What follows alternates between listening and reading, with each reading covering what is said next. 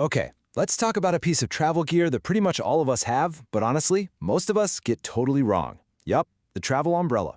We are on a mission today to find the one that actually works when you need it most, whether you're caught in a torrential downpour, baking under the sun, or just trying to survive life on the road, all without it feeling like you're carrying a brick in your bag. So, this whole deep dive, this obsession, it all started with this quote. And that quote, well, that was me. I really thought I was prepared. Turns out, the umbrella I bought was made for like a light city drizzle, not the crazy intense sun and sudden storms you get in the tropics. So that failure kicked off a 6-month journey of testing 5 of the most popular compact umbrellas across 6 different countries. And, well, here's what I learned. And you know what? It turns out this is an incredibly common mistake. So many of us pack gear that just isn't built for where we're actually going. And believe me, when it comes to sun protection in a tropical paradise, that one little oversight can have some pretty big consequences. So why does this matter so much? Well, check out the science on this slide. That UV radiation, you know, the stuff that gives you a nasty sunburn and causes long-term skin damage, is up to 30% stronger in popular spots near the equator, like Thailand, compared to a city like New York.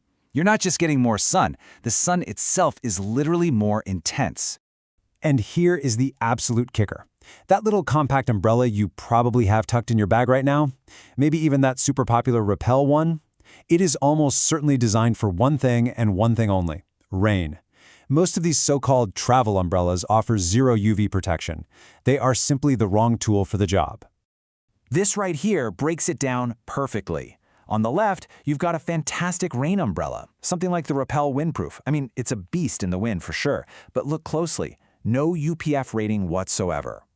Now on the right, you have a true sun umbrella. It's got a verified UPF 50+ rating, which means it's blocking over 98% of those harmful UV rays. And it's built from the ground up to be your single solution for both sun and rain. Okay, so we've laid out the problem. How do we find the real solution?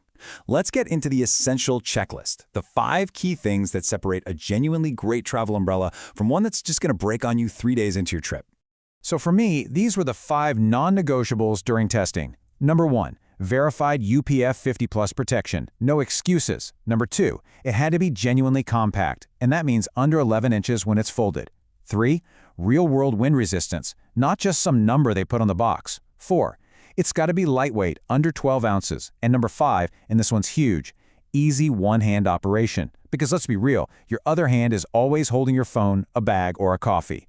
And let's be super clear on that first point. UPF 50+ isn't just some marketing buzzword. It's a certified official fabric rating that guarantees the material blocks at least 98% of both UVA and UVB rays.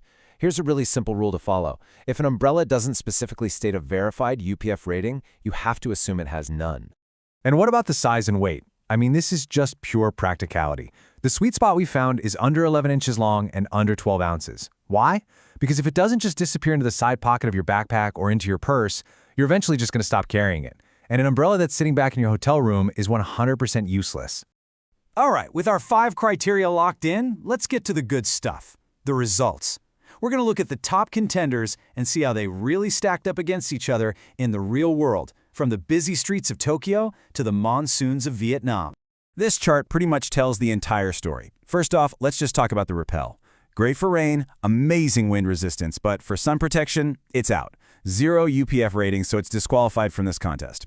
Okay, now for the real deal. Our number 3 pick, the bronze medal, goes to the G4 Free. At just $35, it is the best budget option that actually gives you legitimate UPF 50+ protection. Coming in at number 2 is the Coolabar. This thing is the lightest of the bunch at only 9 ounces. A fantastic, premium choice for minimalists and city explorers. And that brings us to our number 1 pick. Honestly, this one quote sums up exactly why the UV blocker came out on top. So many other umbrellas force you into a tough choice. You either get sun protection, but it's flimsy as heck, or it's windproof, but it's heavy and has no UV rating. The UV blocker was really the only one that delivered on all 3 of those core travel needs: verified protection, real-world durability, and a truly compact size. And then there's this, a stat you can actually feel. The UV blocker has this special Silvertech Solitech fabric that creates a pocket of air underneath it that is up to 15 degrees Fahrenheit cooler. Now, when you're walking through the crazy urban heat of Singapore or under the midday sun in Thailand, that difference is an absolute game changer for your comfort. It's not just a number, It's a feeling. So the big question, which one is right for you? Because it's not really about one single best umbrella for every person, but finding the best one for your specific trip. So let's match these top performers to your travel style. Let's break it down nice and simple. If you're heading to a tropical destination with that intense sun and totally unpredictable storms, the UV blocker is your all-in-one workhorse. For long days of city exploring where every single ounce matters, the super light Coolabar is perfect. Traveling on a tight budget, the G4 Free gives you that essential verified protection at a really great price.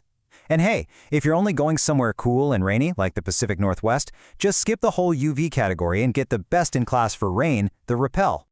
So, after 6 months and 6 countries, this is what it all boils down to. I want you to take a look at the gear you have right now. Think about it. Is the umbrella you plan on packing truly ready for where you're going next? Now you have the framework to decide for yourself.